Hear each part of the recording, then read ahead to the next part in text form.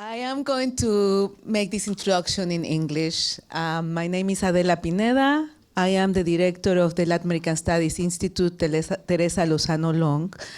And it is an amazing pleasure to be able to introduce an icon of Black feminism in Brazil, which is Sueli Carneiro. Here at Lilas, one of the missions of the Institute is to build horizontal relations with Latin America. What does that mean? That means that we learn from Latin Americans who are living Latin American conditions, who are completely engaged with the social movements in Latin America, and that we want to have that great utopia where academia and society come together. This is why our Tinker Professorship, which is an endowment that we have in order to bring prominent figures, made it possible for us to have Sueli Carneiro here. Another important fact about the Tinker Professorship is that it is our faculty here at UT Austin who made those connections possible. I thank you very much. I thank you very much, our colleague, Kristen Smith, professor of anthropology, Latin American studies, and African diasporas, who made it possible for Sueli Carneiro to be here. Sueli Carneiro was here in 2020. She was the keynote speaker of a major conference that everybody tells me about, because I wasn't here in 2020, unfortunately. But that was kind of a major conference on Black feminism in the Americas. And the result of this conference is a beautiful book edited by Kristen and our colleague Lorraine Liu. And during that conference, we had Sueli Carneiro here. So we brought her back, and we kept her here for a long semester. And we hoped that she has been happy with us. I don't think among you she would need an extensive introduction. I am just going to say that she's a legend in Brazil. She has done public, great public programs like Geledés. She has been a militant, an activist, an academic, a scholar. And I'm going to let my colleague, Kristen Smith, introduce him properly. And thank you very much to be here.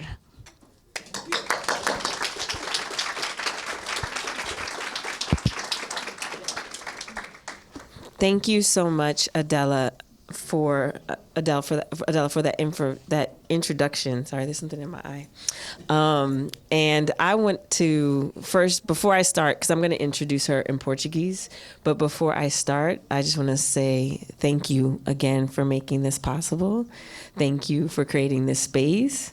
I think that it's been a wonderful experience. We have a lot of people, a lot of the students from our class here kind of sprinkled throughout. It's been a wonderful experience, and I think that this semester will go down in history, not only at Lilas Benson, but also here on UT's campus. So thank you so much. And thank you to Lilas Benson.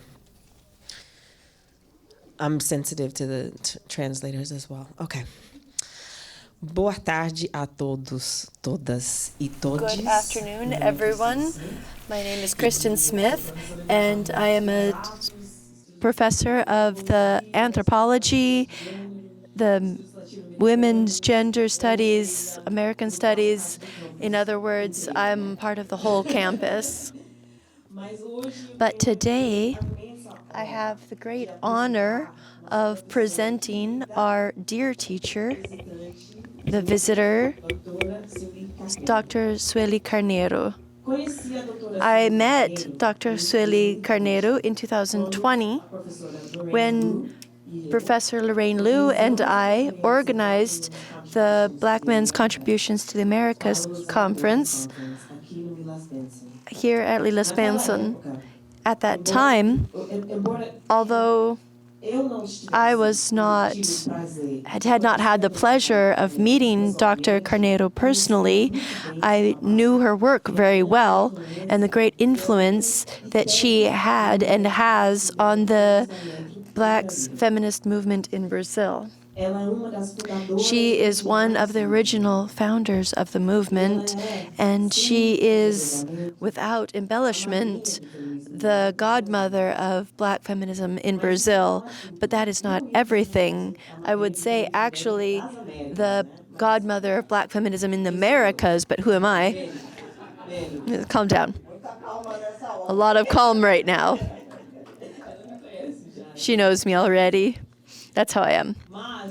But that's not everything. She's also a philosopher, a public intellectual, a strategist, a political strategist, and in short, she is a living legend. She's going to kill me for that, but okay. She is also, honestly, one of the kindest and most generous and astute people not even. It's so hard. I've had the pleasure to know in my life. Sueli Carneiro is the author of 2 books, The Writings of a Life and Devices of Raciality, the construction of the other as a non-being, as a foundation of being, which is based on her doctorate thesis at USP. She is the author of innumerous essays. She also is one of the collaborators of my most recent book, which will be officially issued on the 5th of December of this year. But if you ask her who she is, she would say that she's an activist and not an academic. She is an organic intellectual, she would say. Actually, her resume, her activist resume, is incomparable. She was one of the strategists behind the March of the Black Women and the Zumbi dos Palmares. I could list for 10 hours, but I won't. There's many things that she's organized in Brazil over many years. And she also, before anything else, is the founder of Geledés, the Institute of the Women, the organization of Black women, with the greatest trajectory in Brazil, founded on the 30th of April of 1988. And she continues to lead that.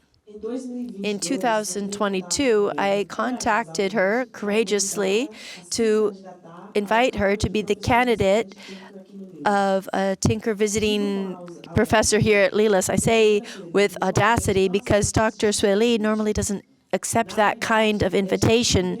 Actually, this is the first invitation of that kind that she has accepted. But I carried on and invited her anyway because I knew that our students and our campus had much to learn with her. In fact, her course this semester, the epistemology of Black feminists, was a unique experience that all the students will remember without doubt. I would like to start just thanking Dr. Sueli for being here with us and saying publicly that I am eternally grateful for the privilege and the honor of receiving her here in Austin. This was really one of the learning experiences, the richest and most gratifying learning experiences in my life.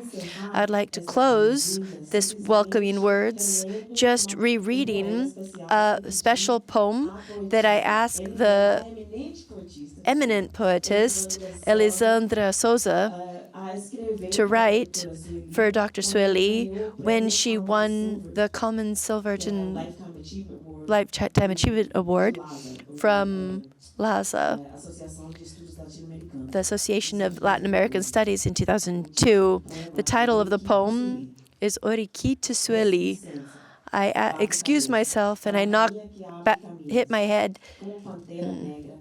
I tip my hat to the queen that opens the ways, and distracted and silent, built forged in fire, she that goes in front, birthing liberty for the younger ones. Her teachings become decisive actions. She never ran away from a fight for justice, free and disquiet, the living place of peace. I bless your womb. I salute your feminine power. I collect all your words, the writings of a life.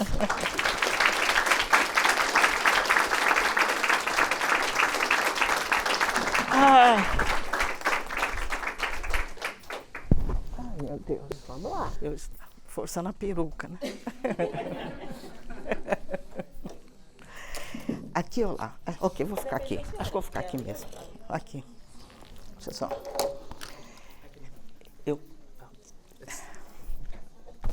Ok. Eu já tinha ficado calma. I was calm, but after all of these nice words, I began to get a little bit of a heart attack again, heart palpitations again. So you know that I am not very conventional. I don't really get into these academic niceties particularly, but I know that I wish to say thank you to Adele for the generous introductory remarks. And I would just know that you need to tone down all of those exaggerated remarks from Kristen Smith. And we're not going to give way to all of those very exaggerated statements that we've just heard. All right. Good day, good afternoon to all of you, each of you. And just say that I want to publicly express my thanks to Professor Kristen Smith for the generous invitation that she extended to me on behalf of Lilas Benson as a visiting professor to teach Black feminism in Brazil and in Latin America, this course. It has been a privilege and an honor to enjoy this opportunity to learn and to get to learn with and to get to know all of you. Once again, thank you very much for the very warm welcome with which I was received here and have continued to be treated. I will not forget this. Let me tell you a little bit about the place from which I will make these remarks. Adele and Kristen have generously began that explanation, but I want to reaffirm that I received this invitation as an acknowledgement and a confirmation of the activist literature, the literature of battles that have resulted as the epistemological horizons denied by the racism and sexism that is imposed on human groups and which deny the humanity and that attribute a certain cognitive effect as well. In other words, the centuries-old practices of racial and gender domination and oppression have challenged us to produce counter-narratives to dispute the historical truth and unveil the mechanisms that undergird and sustain those practices. Therefore, my presence here represents one more expression of and the acknowledgement of those that became public intellectuals at a certain distance from the traditional academy, people who have produced arguments, categories, and notions that are in the service of political activism in response to the urgency of fighting racism and sexism and the battle that this has led to, engaging the public square. In this condition, participating in the collective fight for the denaturation of the masculine hegemony and moving away from white supremacy and the cis heteronormativity, a ethical requirement and baseline to construct a project of a fair and equal country have led me to racially disaggregate census information to produce evidence of the inequalities between Brazilian women or affecting Brazilian women, a work that I did in 1985 together with Teresa Santos with the publication of Black Woman Governmental Policies for Women. And the socioeconomic data regarding Brazilian women were disaggregated by color, and this allowed us to show the weight of racism in this social subcategory experienced by Black women and the need for these public policies to confront the racial inequalities among the genders that left women segregated and in the lowest ranks of society. We must affirm Black African cultural values that sustain the identity and resistance of Black women, which we did in the research entitled The Feminine Power in the Orishas Worship, 1982. This goes back to the 18th century. To come up with arguments to sustain a political strategy of understanding the feminist ideals and Blackness, particularly in the area of public policies. This was done in the essay entitled Blackening Feminism, the Situation of Black Women in Latin America from a Gender Perspective of 2003. It is also our task, our role, to challenge the power structures and the implication in the persistent reproduction of social inferiority of Black persons. This was a doctoral thesis published in 2025 under the title Racial Disposition, the Construction of the Other. I also took on the task of designing necessary political organizations to advance the demands of Black women and for the Black population in general, to realize their economic, social, civic, cultural, and environmental rights that were systematically violated by the discretionary practices on the basis of race and gender. These are some of the political undertakings or the political tasks that have given purpose to my life and that have become the substance of my own intellectual production in recognition of my own ancestors that accompany me to this day and to the commitments and responsibilities that I have taken on for coming generations as well. For this reason, I have tried over the course of my work to reflect intellectually and in writing and to come up with this sword, if you will, as is correct for a daughter of Ogum, that I am, a sword with which I will fight the good fight for the fairest and most just causes of humanity that are for me, achieving equality and equity in terms of gender and race. A critical theory of political action for Black women allowed us to come up with a political agenda, a specific agenda, a political agenda that would fight gender and intergender inequalities, that affirms the visibility of a Black feminist perspective that emerges from the specific condition of being woman, Black, and in general, poor, that affirms the role that in this perspective the anti-racist and anti-sexist fight has in Brazil, and that made it necessary to blacken the feminist agenda in a way that it would be representative of the needs and interests of the collective of non-white women that are Brazilian and Latin American. This role, this important protagonism of black women in Brazil and Afro-Latin American women has been told in the story of conquests in a recently published book in this university organized by Professors Kristen Smith and Lorraine Liu, Black Feminist Constellations, which I had the privilege of also participating in.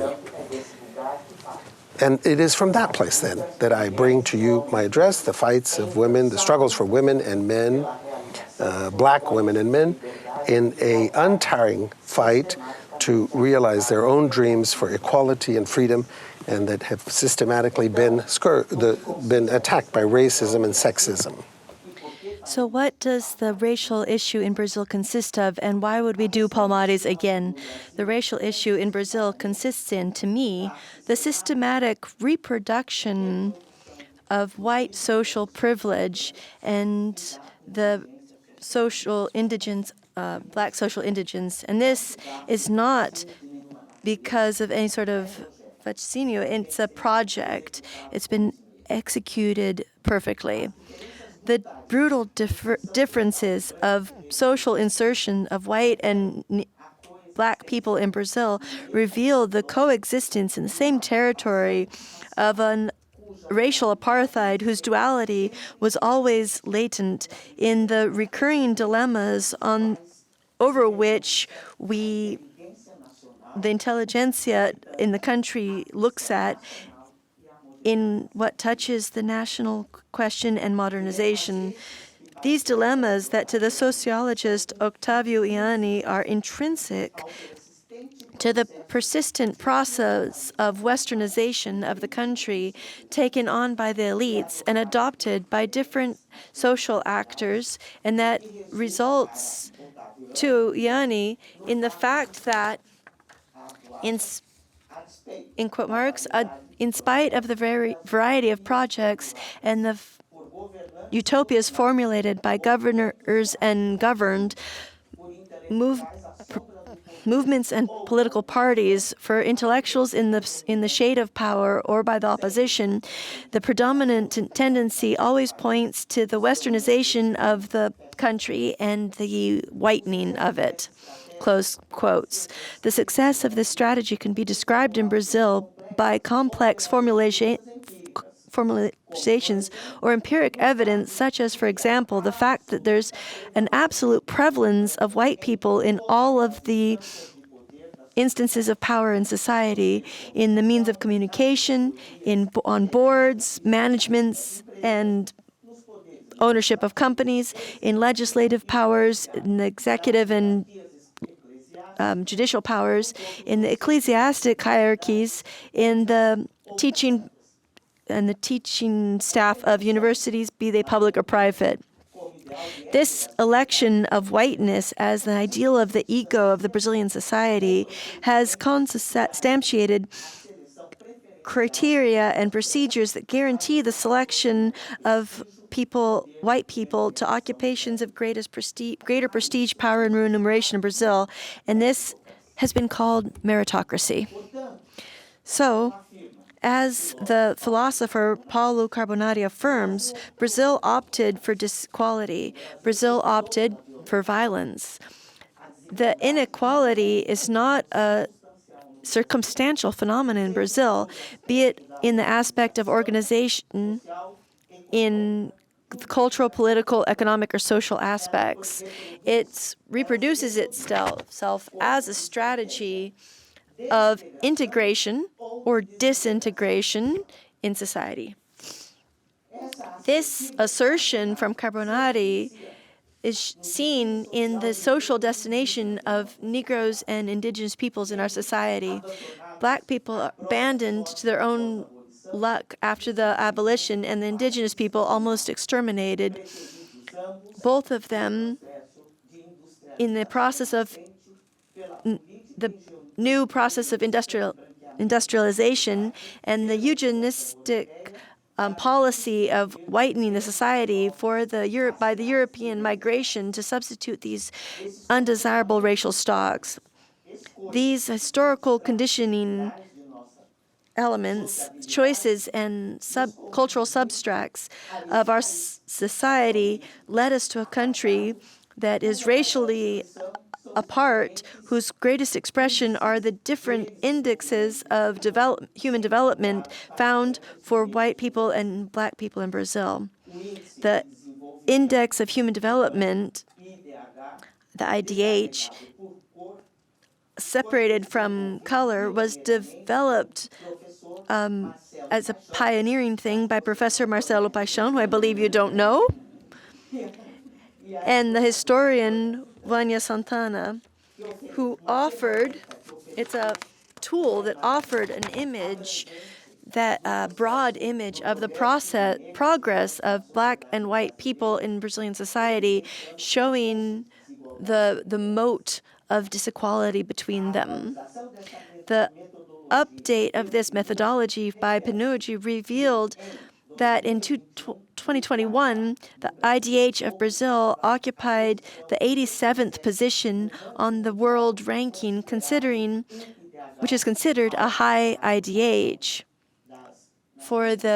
by the UN standards. However, when the data are separated by color, the bright population in Brazil goes up to the 57th position, being then among the countries that are considered to have a very high IDH according to the ranking of the PNUD.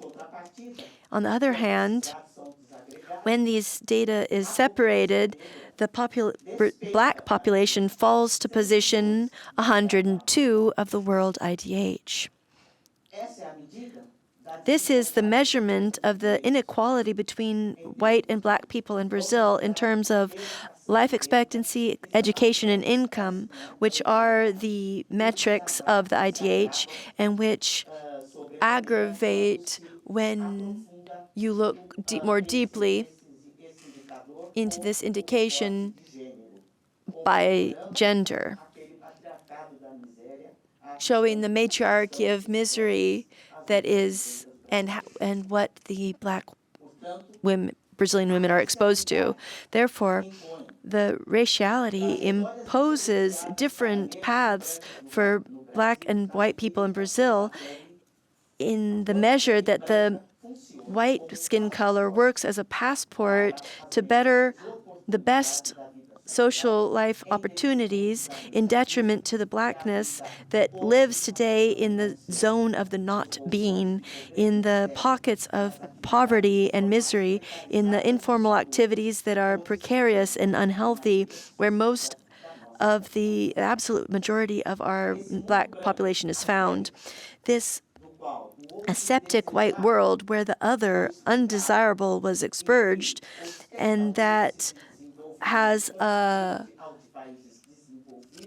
level of development comparable to the developed countries, where we have this that works as a club where that's homogenically white, where the non-whites are only admitted to work, has an decisive impact on the democratic deficit that we experience in Brazil since forever.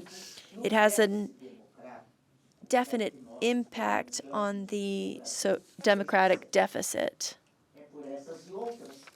For this and other reasons, like as Milton Santos said, the so-called middle classes and superior classes, upper classes, including the middle classes, never wanted to be citizens in Brazil.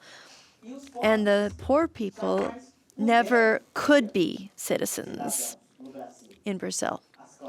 The middle classes, Milton Santos says, were conditioned to only want privileges and not rights. And this is, to Milton Santos, an essential data for the understanding of Brazil, of how the parties are organized and function, and how the politics happens, and how society moves.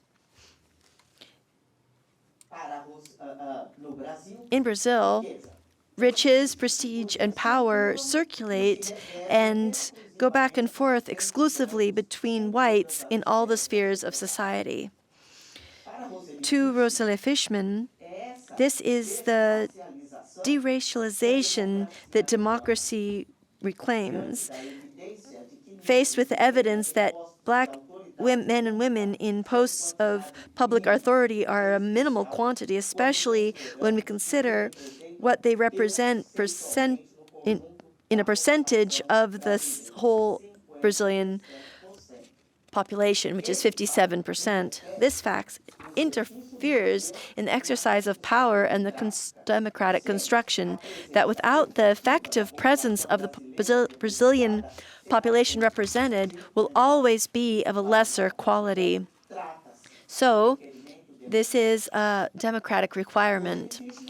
Fishman also points out, remembering Adorno, that the only way to knock down stigmatism and discrimination is the direct presence of those that are the targets of these exclusions by power. And that is why we want a Black woman in the Brazilian Supreme Court.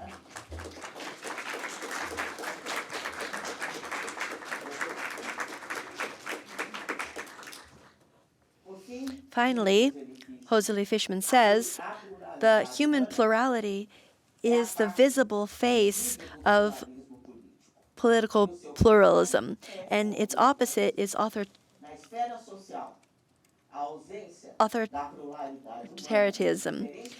The social sphere and the absence of human plurality in the different levels of social hierarchy reflects the totalitarianism of the racial totalitarianism in the monopoly of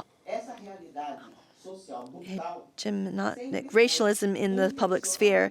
So this reality, brutal social reality, has always been intentionally discharacterized by its racial component for the public ideology matrices that orient or inform the Brazilian social thought. On one hand, the democratic myth, as the sociologist Carlos Hasselblad points out, that when you deracialize the Latin American societies, you hid the racial inequalities, working as a powerful ideological construction whose main effect was to maintain the interracial differences out of the public arena, creating severe limits to the demands of the Black people for racial equality.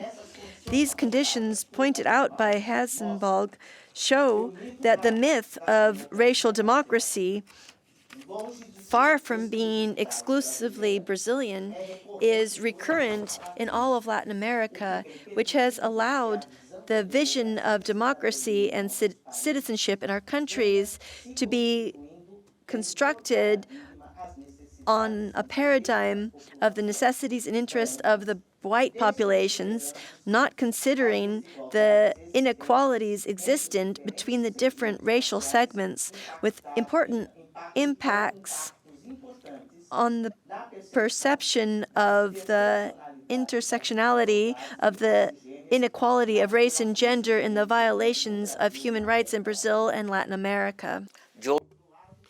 On the other hand, the strength of left-wing thinking in the region, which, by privileging the analytical perspective of the class struggle, makes racial inequalities and obscures the fact that race is a determining factor in shaping the class structure in our countries. In left-wing thinking, the racial question has been minimized, ignored, or even relativized, or reduced to the residues of slavery, or treated as an epiphenomenon of the class struggle, which could be overcome by the productive forces or the gradual inclusion of black populations in our economies, which in fact has not happened. These two ideological matrices, the myth of racial democracy and the perspective of class struggle, have in common that they have minimized or not recognized the invisibilization of race in terms of human rights, of social justice, and of the consolidation of democracy. And it is in this context that black resistance in Brazil has emerged, and which has as its utopian the Quilombo of Palmares. As Congresswoman Benedita da Silva expressed in an article published in the Folha de São Paulo newspaper in 1995, the first cry for freedom heard in the world and echoed in the New World was given by Zumbi, who paid for this with his own life for daring to build in the Serra de Barriga in Alagoas state, the Republic of Palmares, where escaped slaves, Indians, and poor whites lived together in freedom. This organization of the Quilombos was a form of widespread black resistance in the national territory, whose remnants were organized and fight today to defend their ancestral lands and to fight violence against and the environmental violence that affects their lands. So then, since then, Palmares has remained a metaphor for the country to be opposed to the national elites projects. As we entered the 1970s, the collective memory of the Palmares experience was revived to inspire the creation or adoption of the 20th of November as the date of Black consciousness, created by Palmares do Rio Grande do Sul group, one of whose creators was Oliveira Silveira, a Black activist poet from Rio Grande do Sul state who recounted the creation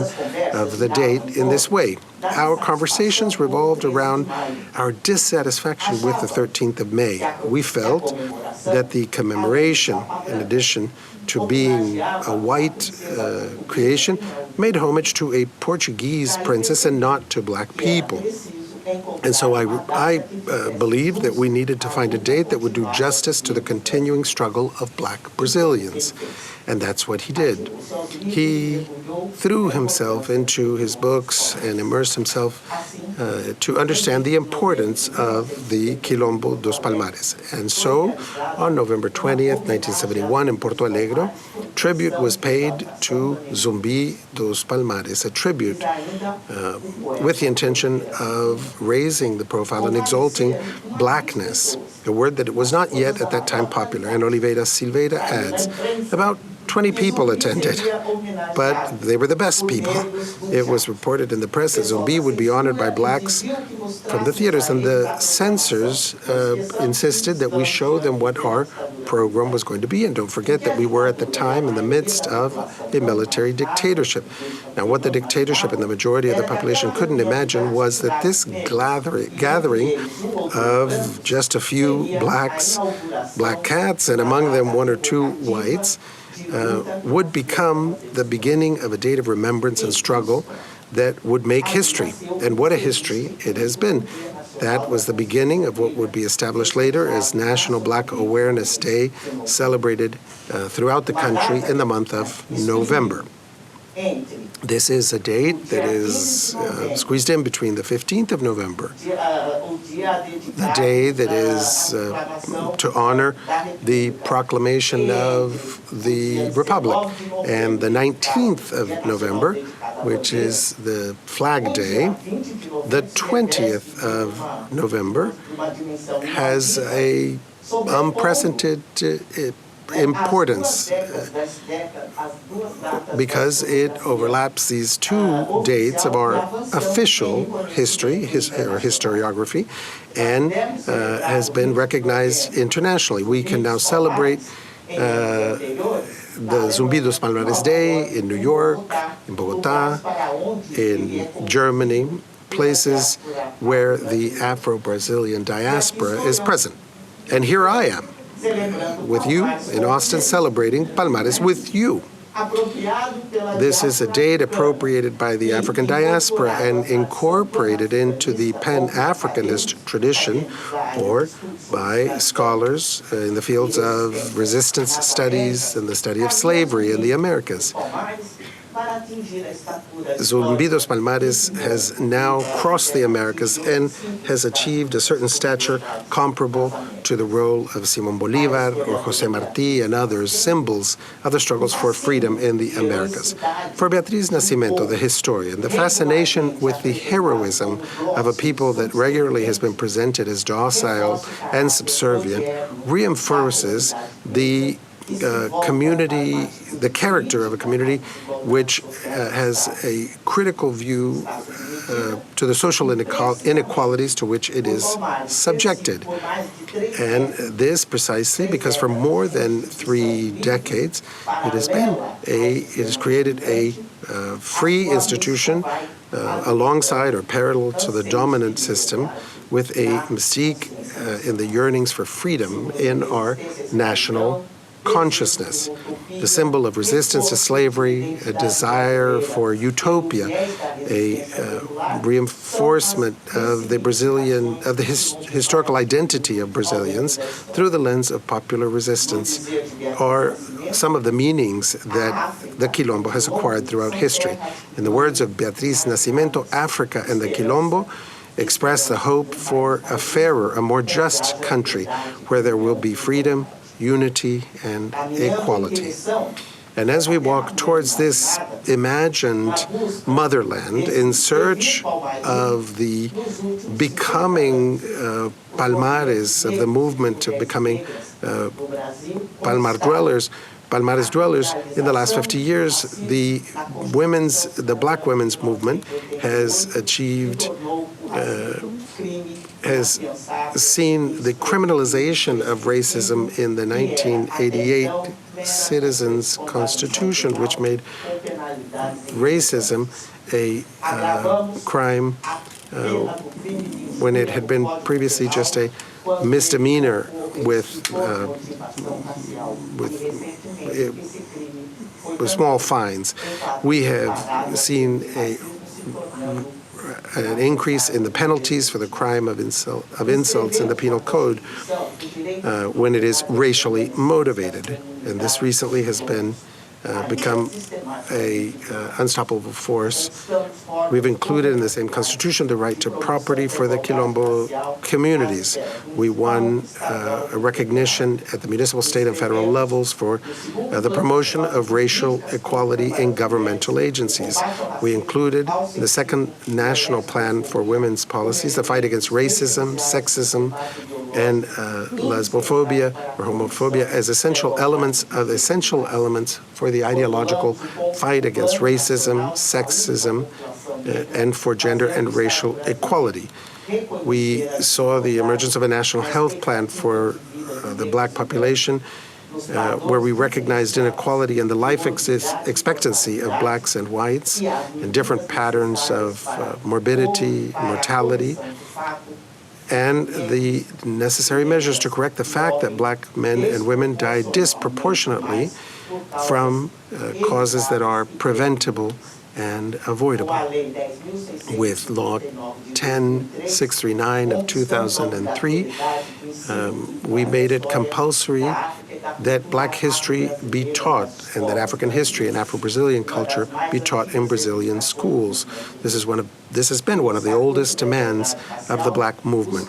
With the racial equality statute, we sought to give a national basis legally to the recommendations of the platform of the Durban Conference Against Racism for member states of the United Nations. We won the expansion of labor rights for domestic workers. This was due to the efforts of partnership of Congresswoman Benedita da Silva with the leadership of domestic workers' labor unions. Black civil society has done its part as well, fighting, organizing, and demanding what is expected of it from the exercise of citizenship in the democratic rule of law. But it has seen its efforts undermined and frustrated by the lack of implementation in this achievement, which undermines confidence in the democratic experience and its ability to promote or provide, ensure full equality. It is in this context that the Black Coalition for Rights emerged in 2019, a new national organization of the Brazilian Black movement, which brings together more than 200 Black organizations from around the country. This coalition was a necessary response to a moment of the deconstruction of rights that had been hard-won in recent history, going back to the constitutional convention process that concluded in the Citizens' Constitution of 1988, as I attempted to show. The deconstruction of these rights, which were fought by a government that was inspired by fascism and signified and meant a turning back the clock on many of these achievements. The effort to respond to this growing fascism and racism with the goal of achieving a recognition of Brazilian blackness. The insufficient democracy that or insufficient and partial democracy that is characteristic of Brazil. With racism, we can say that there is no democracy.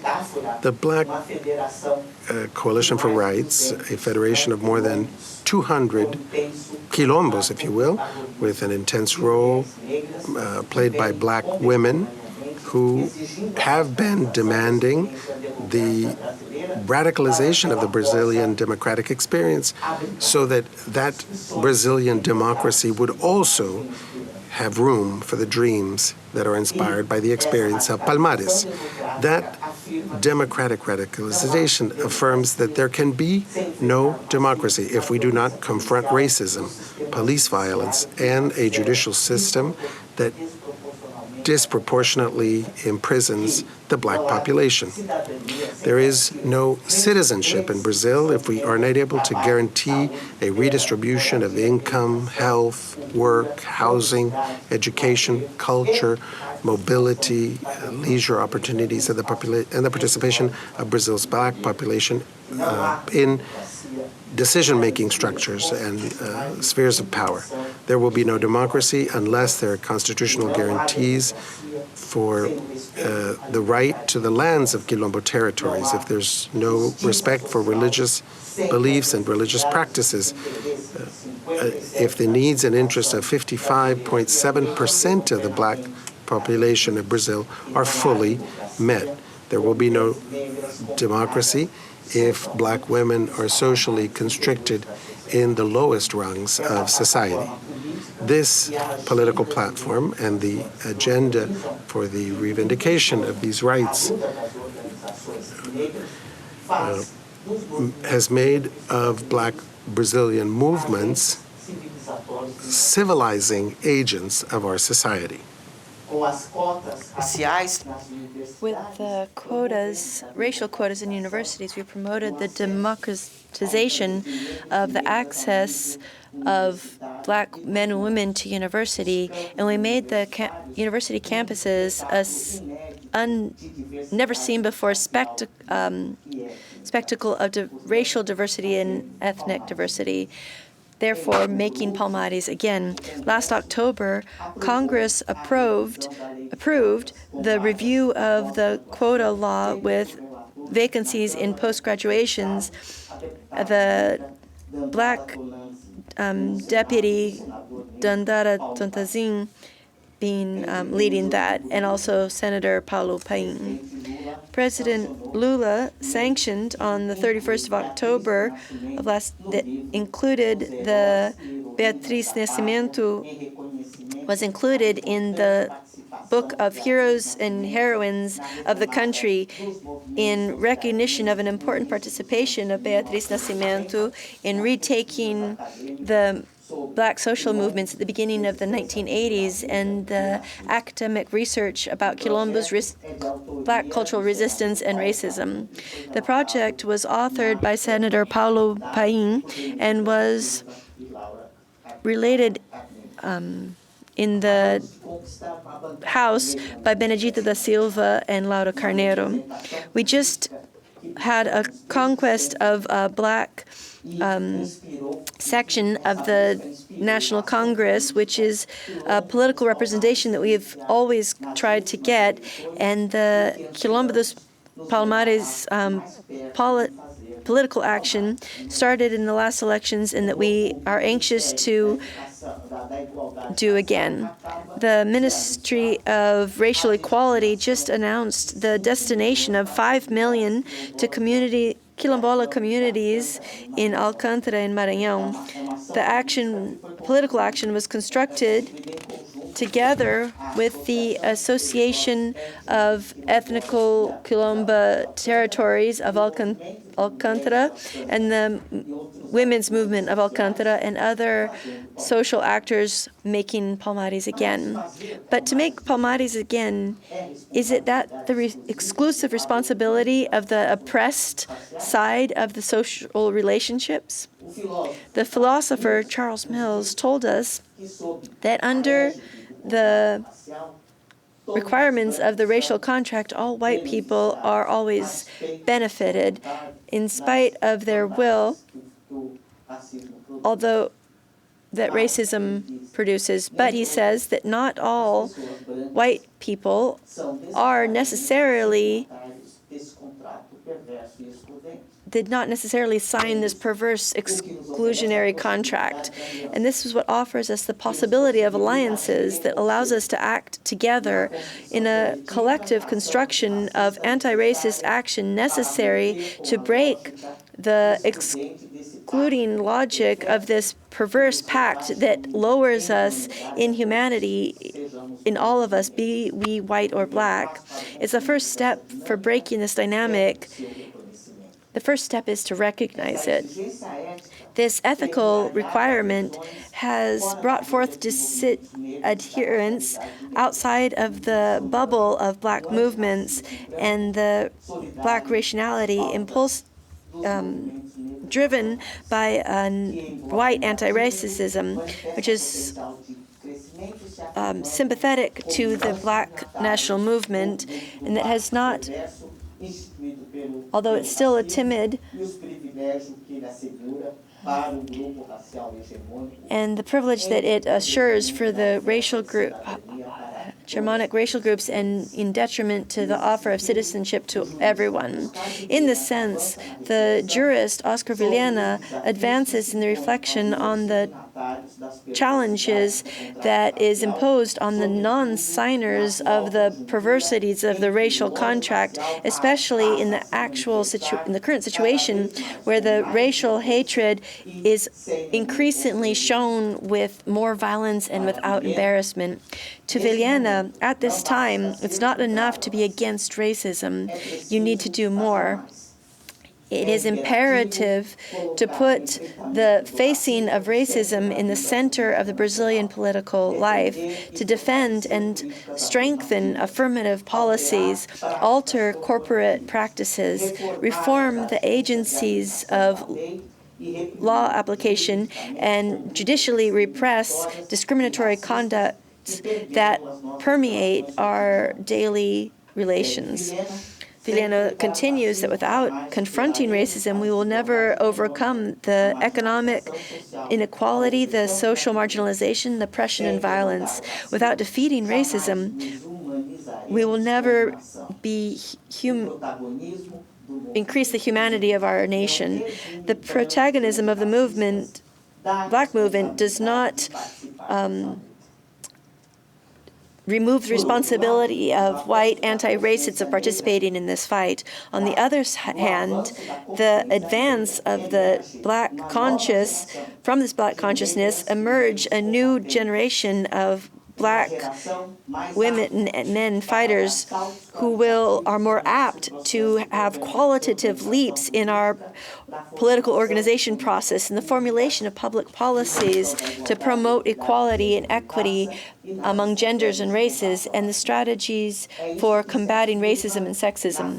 That is what is affirmed in what Manuela Moraes says, a Black student, president of the Academic Center of Agosto da Faculdade of the São Francisco University. She said on the 11th of August of 2022, when, upon reading the letter to the Brazilians, men and women in defense of the democratic state of law, a political act that was very important for the Brazilian civil society against the threats of institutional rupture of the last government. Manuela Moraes said at that time, "It is necessary to dare to dream and walk in the real direction of a fight for a democracy that still does not exist in this country. We do not want the hunger democracy, the democracy of murders or the democracy of the rich. We want the antithesis of the democracy that we have today, the democracy of diversity, of the workers, a real democracy. We want a democracy of the peoples and all the peoples in democracy. If before the universities were for few, today new faces, colors, and flavors diversify the spaces of political power and intellectual power in Brazil," said the student. "We, who were the others, now are part of this letter. We are young from the difficult places, from the slums," she finished. And I say, if that's how it is, we'll do a Palmares again. We are survivors and witnesses of a colonial experiment that was substituted by processes of social marginalization dictated by racism and sexism that resulted in a moratorium and was against human dignity for centuries. This brutal experience explains our appreciation for liberty, freedom that is for us a non-negotiable principle. This brutal experience also put us in the paradigm of the other, of the non-being. And then in this place where Eurocentrism put us, we learned how to produce subjectivity, subaltern, and between slaves and masters, because we watched those white children that we fed, that we put to sleep in our trusting on our arms. They became the commercial traffickers of human flesh, torturers of Black people, and the rapers of slaves. But from that brutal experience, we know that we can educate people to discriminate and oppress, but also to respect, receive and enrich with the racial differences, with the ethnic and cultural differences of human beings. This is another challenge for the future. The valuing and the recognition of the human integrity of everyone becomes to us then a prerequisite and another ethical foundation for the reconciliation of all human beings. The principle capable of making each person with their differences be that they can feel comfortable and at home in this world. This mission, civilizing mission, is perhaps the most important point on the agenda of the next generations of feminists and anti-racists. Finally, I want to refer to another dimension of this problem. In Brazil, racism and sexism transform its victims into a cost for society, a challenge to development, and an impasse for consolidation of democracy. From this point of view, the last sense of our demands for equality and equity is the full realization of our human condition that racism and discrimination deny. So we also demand the right to offer and donate, because our condition as victims or social creditors is not inscribed in our nature, but was historically constructed. We want to win the right of offering the development of our country. We want to offer our intelligence, our physical vigor, our cultural inheritance, our spiritual values, our creativity, our insurgent knowledge that we produce, and the extraordinary capacity of resilience and resistance, a resistance made from libertarians' dreams that conforms to a new social aesthetics founded on another ethic, where the human diversity is one of the most beautiful spectacles of nature that should be preserved. The oppressed are always carriers of the possibility of elevating the civilization patamar of humanity, and this civilizing mission is perhaps the most important point of the agenda that drives us. With this conviction, we will create Palmares again. Come with us. Thank you very much.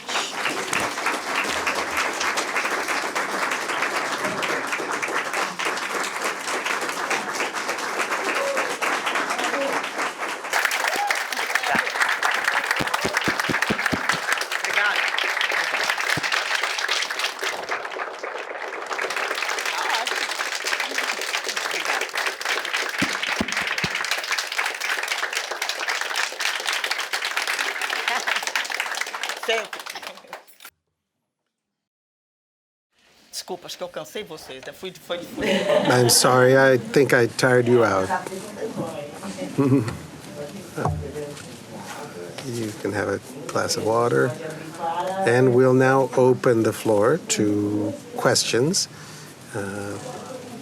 It's 4:05, so we have about a half hour, I think. A half hour for questions. Do you have questions?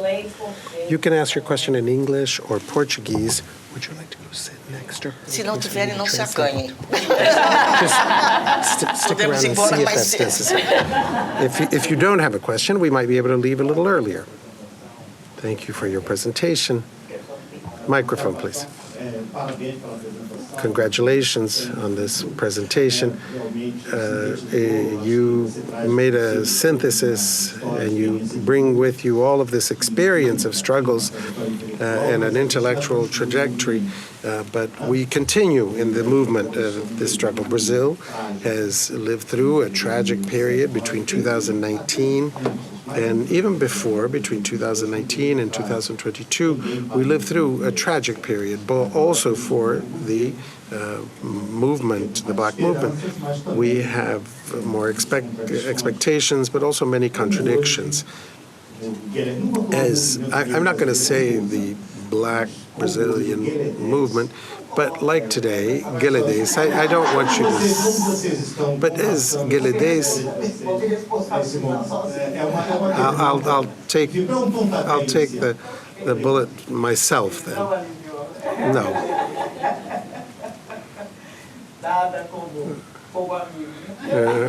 Nothing like having friends. Friendly fire. So let me tell you, during what I was saying during the process, we lived through, I'm not sure what I did here.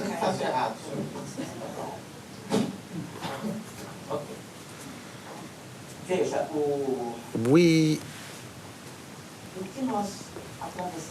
lived through, what we lived through over the course of those 4 years that we can call, I considered that a terrifying experience for me to minimize any experience since the beginning. We were being led to a situation where genocide was going to be just adopted or normalized, institutionalized, without any possibility of reacting. Our own agenda, I used to say, that what was necessary at that time, and faced with that terrifying scenario, many people made it banal to remark on what was happening, but many people don't have a clear idea of what legitimized racism means. And we see the cost still today being paid in the most recent experience in the world as a result of that.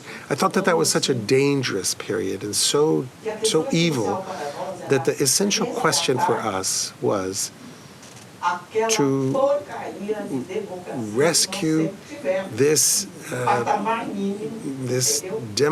democracy that we haven't even always been able to achieve, but we need to go back to our struggle. That democracy that we had, that low-density democracy, if you will, we needed to recover a democratic audience that would allow us to come back to the game. I thought that was essential. So I only knew that we just had one silver bullet, and the silver bullet was Luiz Inácio Lula da Silva. The Brazilian society was not able to react to that threat,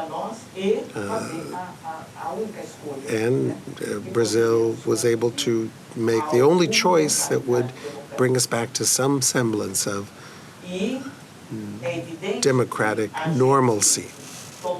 It's clear that we made this decision in a correlation of forces. It was with the additional issue that we had to continue working with a very hostile and completely mixed up Congress that has the government as a sword of Damocles over it. If those positions and reivindications that are not very Republican are not attended to. So we're living in a very complicated scenario today where this democracy, which I've called the low-density democracy, and that we rescued, I'm sorry, I was distracted with the phone. I think it might even be my phone.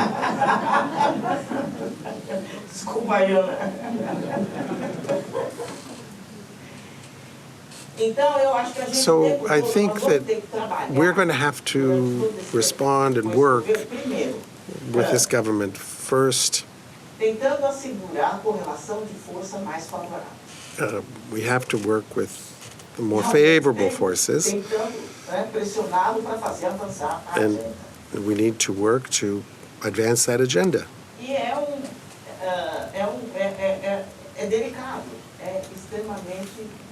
It's extremely delicate.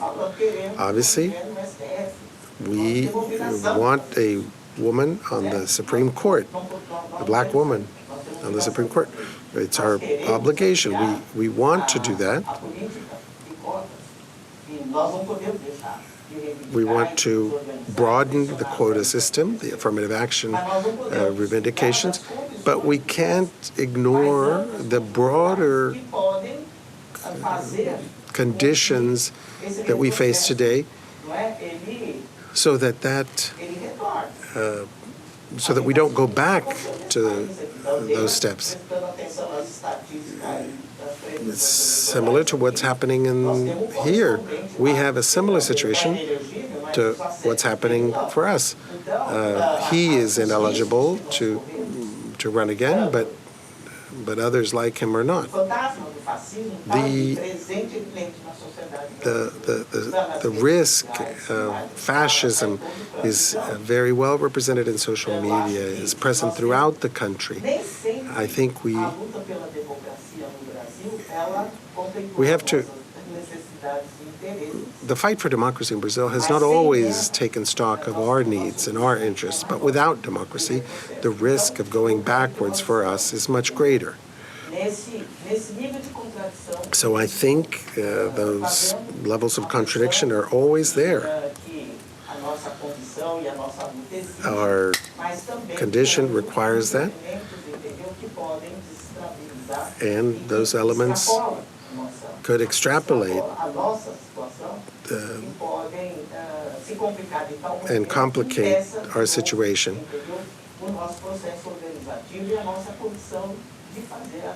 Our ability to meet the struggle and meet the fight in our country.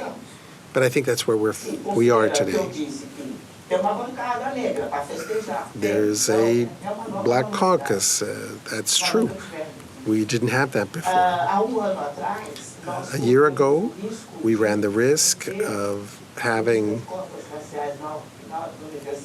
racial quotas in the universities. We ran the risk of having them completely eliminated because the correlation of forces in Congress suggested that what was going to happen. And I was one of the people that fought so that would never be treated in the Congress, because I was certain that with that Congress, we were going to lose that battle. And even in that year, it was possible for us to even expand the quota policies for universities. So we're working all the time on the contradiction between the new forces that are seeking to emerge and the old ones that refuse to die.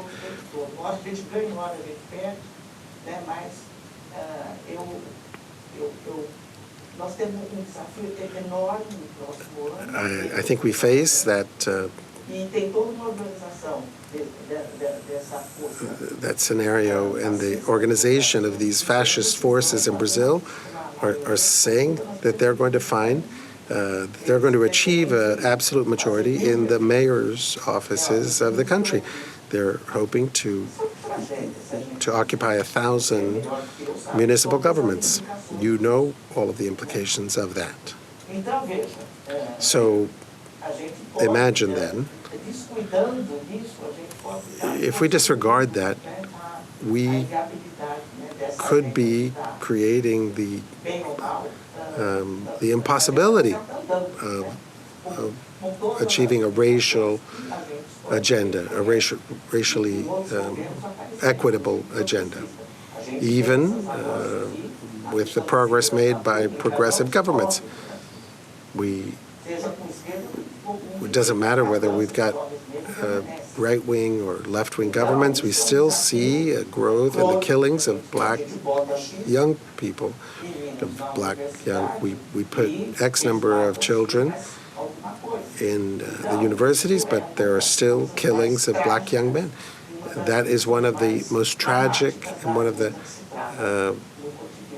most drastic dimensions. I'm sorry if my answer was lengthy, but I don't think that's what you wanted to hear from me, but I think that is what's happening. Thank you. We need the mic.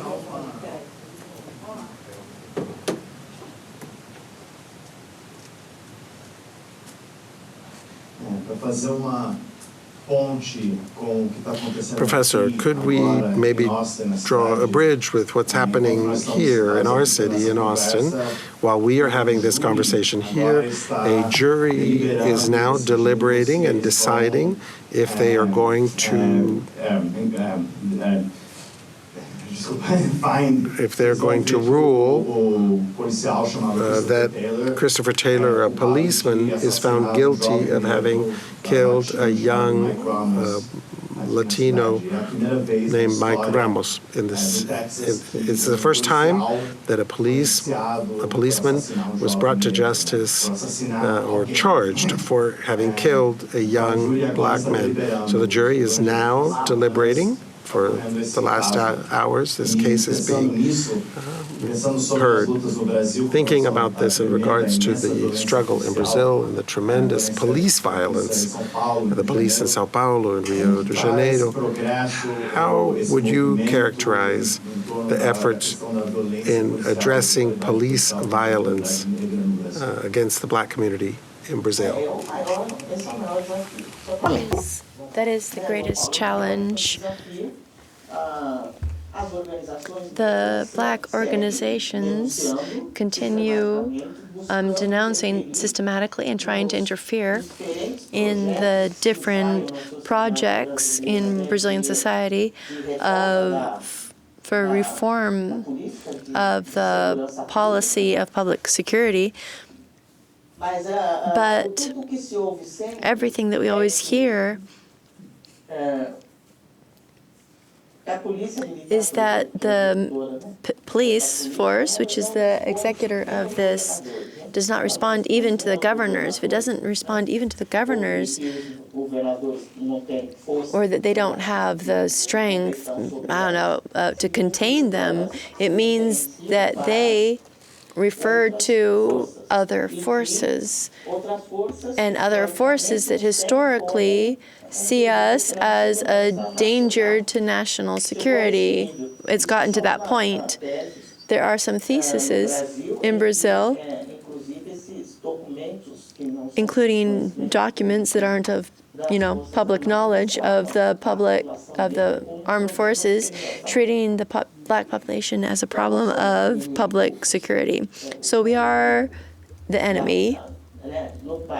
In the country, we are instituted as the internal enemy to be combated and taken down. And there are many initiatives of groups that have the structure to, for example, fight for the legalization of drugs, for reparation, a policy of legalization of drugs that would transform the army, our army, available to explore this kind of thing, into agents to be watched in the context of legalization politics.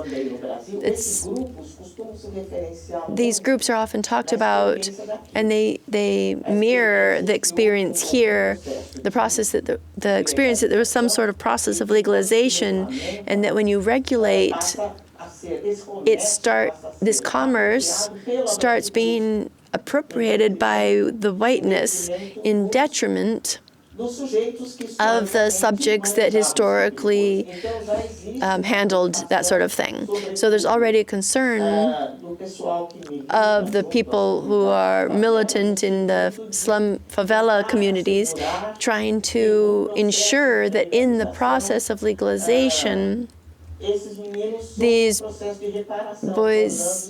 kids become legal agents of the commerce. So those are some of the issues. I'm not a specialist in this, and I don't have a specific militancy in that, but just a little bit of the panorama of the groups that are involved in that. If anyone has any other information, Ana works directly with that population. Feel free to contribute here. I appreciate any clarification if you have anything to add. I think that what exists in concrete is that it's a more difficult area. There's no dimension. There's no more brutal dimension of the racial issue in Brazil than that. But there are some signs of new protagonisms on this theme. Recently, I got some news that I thought was absolutely auspicious.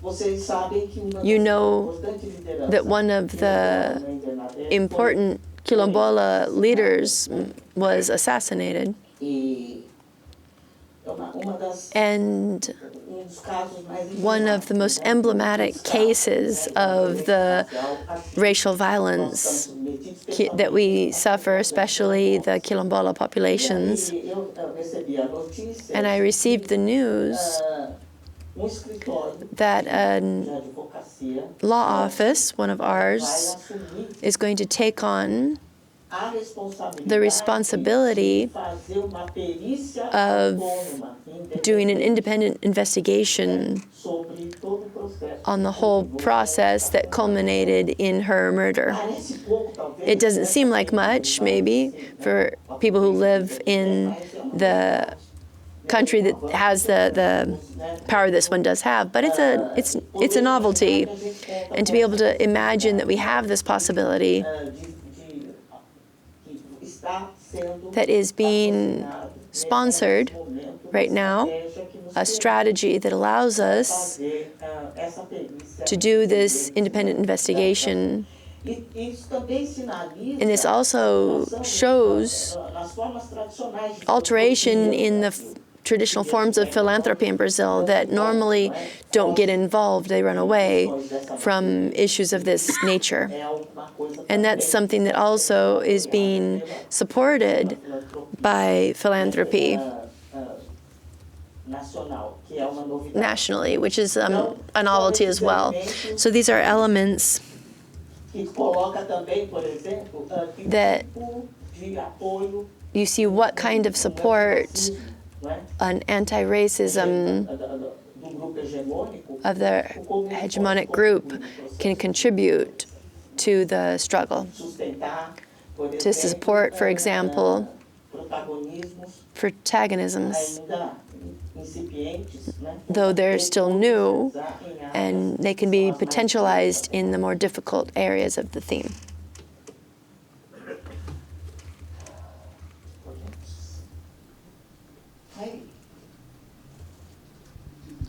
Eu vou perguntar em inglês, tá bem? Kristen pode traduzir? No? It's just a follow-up question from Marcelo's about the paradox of democracy and the specter of fascism, not only in Brazil, but in all of Latin America and other countries in the world. And in your experience, thinking about what you said about the new generations having more opportunities to kind of like take advantage of the long-standing struggle that the movement has done, what is it exactly that these new generations can do in order to fight against fascism?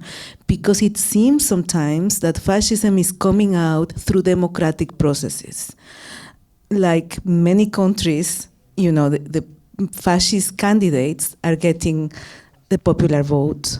And is this a phenomena that has to do with the complexity and fragmentation of societies, of the hegemonic role played by new media, like, you know, corporative media, etc.? So in thinking about your own trajectory, what is it that new generations can do in order to fight this scenario?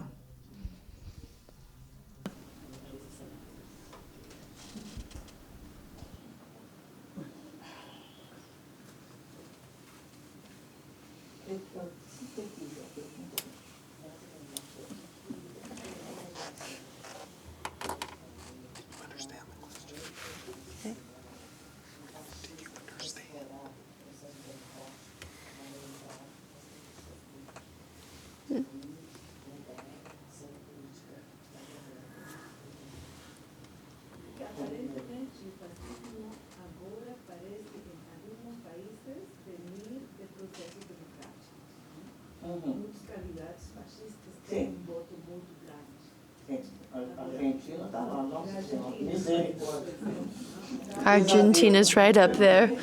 What a nightmare. He's not electable, but another one could be elected.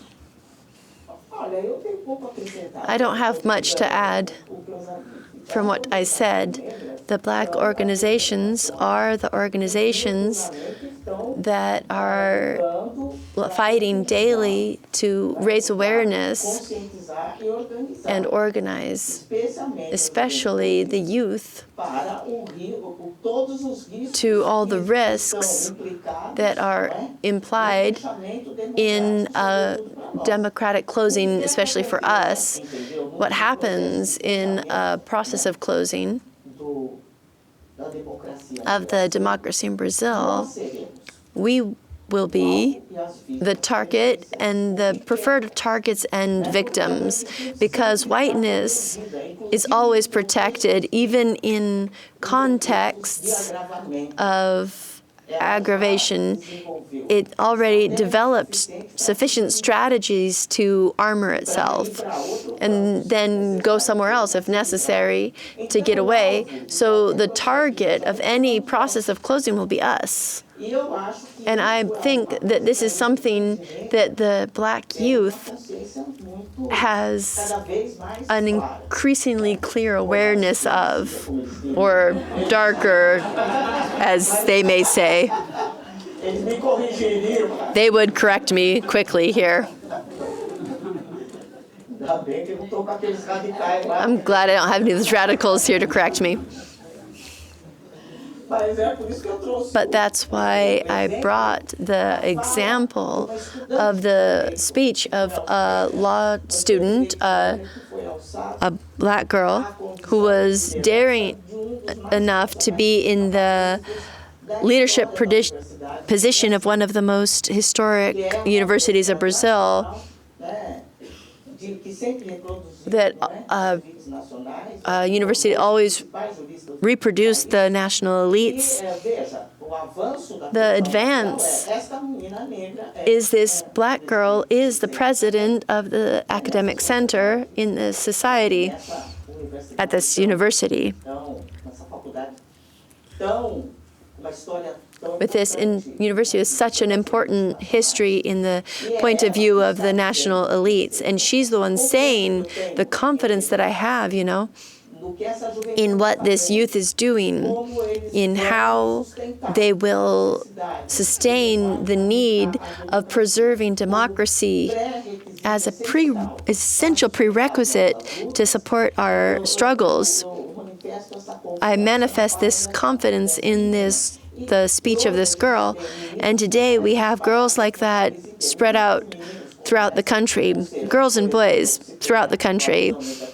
I talked about the Negro Rights Coalition, which has more than 200 organizations and has a vibrant Black youth, and it's all over the country. It's not a small country. So I think that this is absolutely on the docket, but we're still a divided society. We're here on this side and they're on that side, and over on that side they also have their contingent, and we're in a struggle.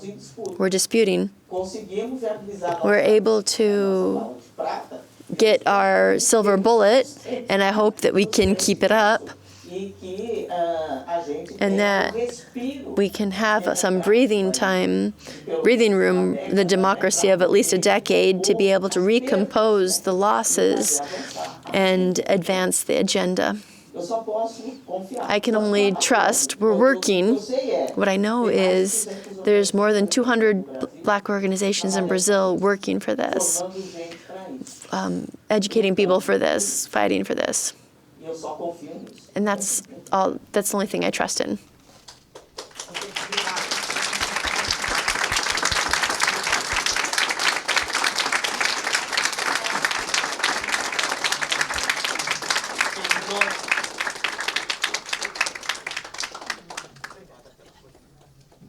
Obrigadas por la conversación.